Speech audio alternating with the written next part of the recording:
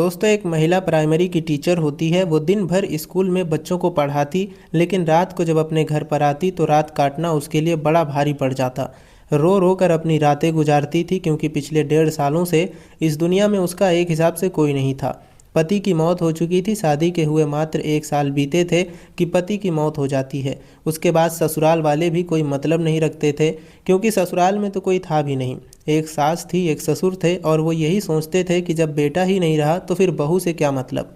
उस लड़की का जीवन एकदम वीरान हो जाता है, उजड़ जाता है। उसे एक सहारे की बहुत सख्त ज़रूरत होती है। दोस्तों, ऐसे में एक उम्मीद की किरण जागती है, लेकिन उसकी भी अपनी एक बहुत बड़ी समस्या थी। दोस्तों, एक बहुत ही भावुक कर देने वाली कहानी है, तो आइए जानते हैं पूरी कहानी इस वीडियो में। लेकिन वीडियो में आगे बढ़ने से पहले हमारी वीडियो को लाइक और चैनल को सब्सक्राइब जरूर कर दीजिएगा। दोस्तों, ये सच्ची कहानी है मध्य प्रदेश के बैतूल ज़िले की। एक लड़की जिसका नाम सुजाता होता है, पढ़ी लिखी प्राइमरी की वो टीचर थी। उसकी शादी बैतूल ज़िले के एक लड़के से जिसका नाम प्रयाग होता है उससे हो जाती है। 2021 में लड़का भी इंटर कॉलेज का अध्यापक होता है। दोस्तों, दोनों पति पत्नी अलग अलग ज़िले में उनकी पोस्टिंग होती है। पत्नी की हरदा ज़िले में होती है, तो जो पति होता है प्रयाग, उसका खांडवा ज़िले में होता है। दोनों पति पत्नी बड़े आराम से अपने अपने कामों में बिजी थे। अपने घर से दूर अपने अपने ज़िलों में स्कूल के निकट ही वो कमरा किराए पर लेकर रहते थे। हफ्ते भर पढ़ाते थे, और शनिवार को जब अगले दिन संडे की छुट्टी होती थी तो जो प्रयाग था अपने स्कूल से डायरेक्ट अपनी पत्नी के पास आ जाता था, उसके कमरे पर, और दोनों जो है अगले दिन बहुत ही खुशी तरीके से बिताते थे। इतवार का दिन घूमने टहलने निकल जाते थे, क्योंकि उनके पास बाइक होती थी। दोस्तों, बहुत आराम से दिन गुजर रहा था सब कुछ। सोमवार को जो है दोनों अपने अपने कामों में फिर लग जाते। तो इस तरीके से बहुत शानदार ज़िंदगी चल रही थी, लेकिन ना जाने किसकी नज़र उनकी जीवन को लग जाती है। एक दिन प्रयाग अपनी पत्नी से मिलने के लिए हरदा ज़िले में आता है, तभी उसका एक्सीडेंट हो जाता है, और दोस्तों उसकी मौके पर ही मौत हो जाती है। अब उसकी मौत के बाद जो सुजाता होती है उसकी दुनिया तो उजड़ ही जाती है। अपने माँ बाप का इकलौता लड़का होता है, उसके माता पिता की भी ज़िंदगी वीरान हो जाती है। अब कोई करे तो क्या करे, ऊपर वाले की यही इच्छा थी। दोस्तों, जो सुजाता थी स्कूल में 6 महीने की छुट्टी ले लेती है। कुछ दिन मायके में गुजारती है, कुछ दिन अपने ससुराल में गुजारती है, लेकिन समय का चक्र जो है वो इंसान को घुमाता रहता है। फिर उसी मोड़ पर आ जाती है और फिर से वो स्कूल जाने लगती है, इस कमरे पर रहने लगती है। धीरे धीरे समय बीतता था। दिन में स्कूल जाती थी तो बच्चों के बीच में उसका समय कट जाता था, लेकिन जब शाम को छुट्टी होती थी तो उसका स्कूल से फिर कमरे पर जाने का मन ही नहीं करता था। लेकिन दोस्तों, उसको जाना ही पड़ता था। अब दोस्तों, ऐसे में 6 महीने और बीत जाते हैं। प्रयाग की बुआ का एक लड़का था जिसका नाम राहुल होता है। वह बेंगलुरु में रहकर एमटेक की पढ़ाई कर रहा था। उसकी पढ़ाई कंप्लीट हो जाती है, उसकी नौकरी लग जाती है प्राइवेट। उसके बाद वो अपने घर पर आता है, सोचता है नौकरी तो करते रहेंगे, और बहुत दिनों से बाहर रहकर पढ़ रहा हूँ, 4-6 महीने ज़रा सुकून के पल बिताता हूँ। वो यही सोचकर अपने घर चला आता है। अपने घर आता है तो फिर वो अपने मामा मामी से मिलने के लिए आता है, प्रयाग के माता पिता से, क्योंकि वो वहाँ पर काफ़ी समय तक रहा था, और 6ठी से लेकर 12वीं तक की पढ़ाई उसने जो है वो अपने मामा मामी के घर पर ही रहकर किया था। वो आता है उनसे मिलने के लिए, और जैसे ही उसको देखते हैं तो उसके मामा मामी उसको देखते ही रोने लगते हैं। दोस्तों, उसकी भी आंखें नम हो जाती हैं। वो सोचने लगता है यही वो घर है, कितना खुशहाल था, मैं यहीं पर रहता था, पढ़ता था। उसके बाद जब मैं अपने घर पर चला गया, फिर कभी आता था तो यही मामा मामी कितने खुश होते थे, लेकिन आज कितना दुख है, कितनी तकलीफ़ है। दोस्तों, वो बैठ जाता है, उन लोगों को चुप कराता है, हालचाल होता है। तो पूछते हैं, बेटा तुम्हारी पढ़ाई पूरी हो गई? तो उसने कहा, हाँ मेरा एमटेक हो गया और अब मेरी नौकरी भी लग गई है। तो मैंने सोचा चलूँ घर पर रहता हूँ, और आप लोगों की याद आ रही थी, आप लोगों से मिलने चला आया, लेकिन आप लोगों को दुखी देखकर मेरा कलेजा फट गया। तो उसके मामा मामी बोले, क्या करें बेटा, प्रयाग के चले जाने से तो जैसे दुनिया ही ख़त्म हो गई है। फिर वो कहता है कि भाभी यहाँ पर नहीं है। तो उन लोगों ने कहा कि वो अपने स्कूल के ही बगल में रहती है, कमरा किराए पर लेकर रहती है। तो वो कहता है कि मुझे पता है, लेकिन क्या वो घर पर नहीं आती? कहते हैं नहीं आती, हमने उसको मना कर दिया है, क्योंकि जब वो यहाँ पर आती है तो उसका दुख और हमारा दुख, हम सबका दुख बढ़ जाता है। तो हमने ही मना कर रखा है कि जहाँ पर हो वहीं पर रहो।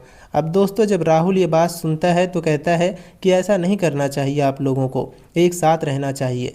तो राहुल कहता है कि कितने दिन हो गए नहीं आई? तो वो लोग कहते हैं 3 महीने हो गए बेटा वो नहीं आई। अब दोस्तों, उन दिनों स्कूलों की छुट्टी पड़ी हुई थी, सर्दियों की छुट्टी थी। तो कहता है कि छुट्टियों में भी नहीं आई? कहते हैं नहीं आई, अपने वहीं कमरे पर होगी।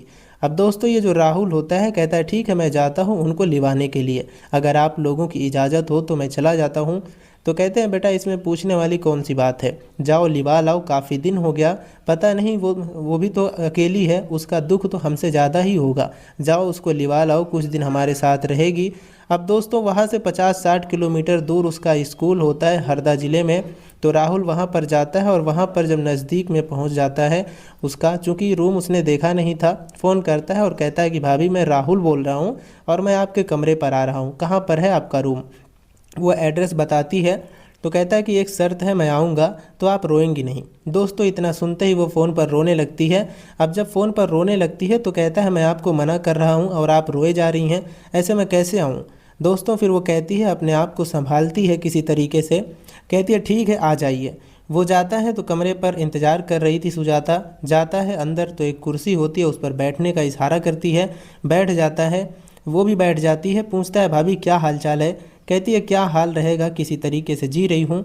तो कुछ देर दोनों मौन रहते हैं, फिर आगे का हालचाल होता है। कहता है भाभी आप घर पर क्यों नहीं जाती। कहती है कि क्या जाऊँ, मम्मी पापा ने कहा है जब मैं जाती हूँ तो वो लोग और रोने लगते हैं, उन्होंने कहा कि जहाँ पर हो वहीं पर रहो, तो इसीलिए मैं यहाँ पर रहती हूँ।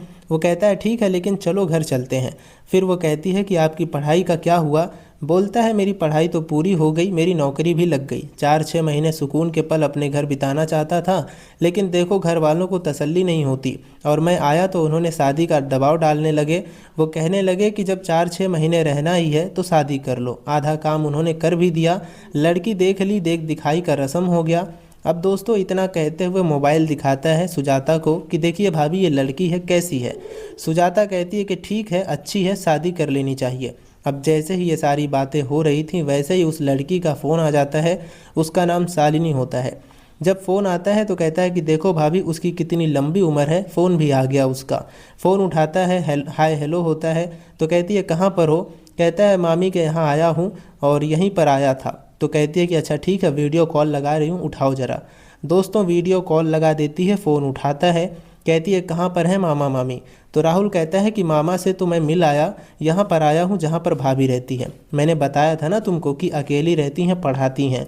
तो दोस्तों जब इतना वो सुनती है शालिनी तो कुछ बोलती नहीं है। राहुल कहता है कि यही तुम्हारा फ़ोटो ही मैं भाभी को दिखा रहा था और भाभी कह रही हैं लड़की ठीक नहीं है। अब दोस्तों जब इतना कहता है तो शालिनी कहती है कि हाँ मैं ठीक नहीं हूँ लेकिन तुम तो ठीक हो ना उनके लिए। कहता है अरे यार मजाक कर रहा हूँ, भाभी कह रही हैं कि तुम ठीक हो, अच्छी हो। अब दोस्तों शालिनी जो है कहीं ना कहीं उसके दिमाग में कुछ शक की सुई घूमती है। वो कहती है कि देखो मेरा फ़ोटो किसी को दिखाने की ज़रूरत नहीं है, और जब तुम गए थे अपने मामा मामी के यहाँ तो उनसे मिल लिए, तो फिर वहाँ जाने की क्या ज़रूरत थी। अब दोस्तों जब राहुल सुनता है तो उसका माथा ठनक जाता है। कहता है क्यों, और मैं अपने क्या रिश्तेदारों से नहीं मिल सकता तुम्हारे कहने से। तो शालिनी कहती है कि रिश्तेदार तो ठीक है लेकिन रिश्तेदारियों से जो है उनसे मिलोगे तो अच्छा नहीं होगा, और वैसे भी ऐसी महिला से दूर रहना चाहिए जिसका पति ना हो। मुझे लग रहा था तभी मैंने वीडियो कॉल लगाया है। अब दोस्तों जब ये बात राहुल सुनता है तो भड़क जाता है। वो कहता है कि तुम कहना क्या चाहती हो, इस तरीके से तुम बात कैसे कर रही हो। तो कहती है कैसे कर रही हूँ बात, वहाँ पर जाने की तुम्हें क्या ज़रूरत थी। अब दोस्तों इतना सुनते ही जो सुजाता होती है वो रोने लगती है। राहुल फ़ोन काट देता है, उसके बाद सुजाता को मनाने लगता है।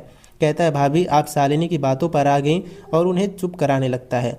सुजाता रोते हुए कहती है कि भैया आप यहाँ पर क्यों आए, किस लिए आए। सही बात है अपने मामा मामी से मिल लिए उसके बाद चले जाते। तो कहता है भाभी मैं आपको लेने आया हूँ और उसके कहने से क्या फ़र्क पड़ता है, मैं तो उसको कॉल करके फिर बताऊँगा, चलो अभी आप जो है चलो घर चलते हैं। वो मना कर देती है, कहती है कि आप जाओ मैं कोई साधन करके चली आती हूँ।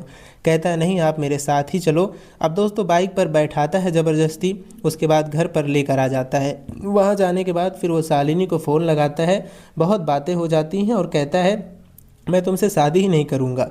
अब जब ये बात हो जाती है तो बहुत बवाल हो जाता है। शालिनी अपने घर वालों को कहती है, घर वाले भी इसमें इन्वॉल्व हो जाते हैं।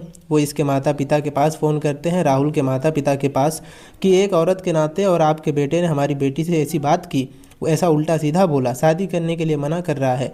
अब जो राहुल के माता पिता थे वो राहुल को बोलने लगे कि तुम्हें ऐसी बात नहीं करनी चाहिए थी। राहुल ने कहा कि मैं जो है कोई अनपढ़ गंवार तो हूँ नहीं, और आप लोग जो है उसने क्या कहा उसकी बातों को नहीं सुना। तो लोग बोले कि ठीक है, ठीक ही कह रही है।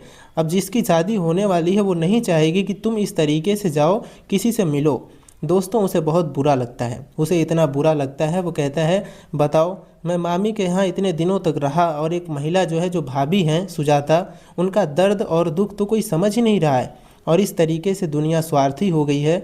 अब दोस्तों कहता है जब सुजाता के नाते मुझे लोग दोषी ठहरा रहे हैं तो ठीक है, अब मैं सुजाता से ही शादी करूँगा। अब दोस्तों जब वो ये फैसला ले लेता है और घर वालों को बताता है तो बवाल होता है, लेकिन काफ़ी पढ़ा लिखा था, वो निर्णय जो ले लिया उस पर अटल रहता है और अपने मामा मामी से भी कहता है कि अगर आप लोगों की इजाज़त हो तो मैं सुजाता से शादी करना चाहता हूँ। दोस्तों लोग तो खुशी खुशी तैयार हो जाते हैं, उनकी आंखों में आंसू आ जाते हैं, क्योंकि जो राहुल होता है उसके और 3-4 भाई थे उसके घर पर। वो कहता है कि जब मैं यहाँ पर था तो एक समय लग रहा था कि जैसे मेरे माँ बाप आप ही लोग हैं, और आज मैं आप लोगों के लिए इतना पराया कर दिया गया, इसी परिवार के लिए मैं इतना पराया कर दिया गया और लोग आप लोगों का दुख दर्द समझ नहीं रहे हैं, तो मैं अब यहीं पर रहूँगा और मैं सुजाता से ही शादी करूँगा। अब दोस्तों जब सुजाता के कानों में ये खबर जाती है तो वो जो है कहती है कि भैया मैं तो इस लायक हूँ नहीं, आप क्यों मेरे लिए अपनी ज़िंदगी बर्बाद कर रहे हो। तो राहुल कहता है कि मैंने जो मन बना लिया वो बना लिया, अब आप बताइए आप क्या कहना चाहती हैं, मैं आपके लायक हूँ कि नहीं हूँ। अब दोस्तों सुजाता भी हाँ कर देती है और फरवरी 2024 में ही राहुल सुजाता से शादी कर लेता है। उसके बाद सबका मुंह बंद हो जाता है। राहुल जो है नोएडा में अपनी जॉब करता है, सुजाता इस स्कूल में पढ़ाती है, दोनों पति पत्नी के रूप में बहुत खुश हैं। तो दोस्तों यही रही कहानी, आपको कैसी लगी कमेंट करके ज़रूर बताएं, और अच्छी लगी हो तो हमारी इसी प्रकार की कहानियों के लिए हमारे चैनल को सब्सक्राइब ज़रूर कर लीजिएगा।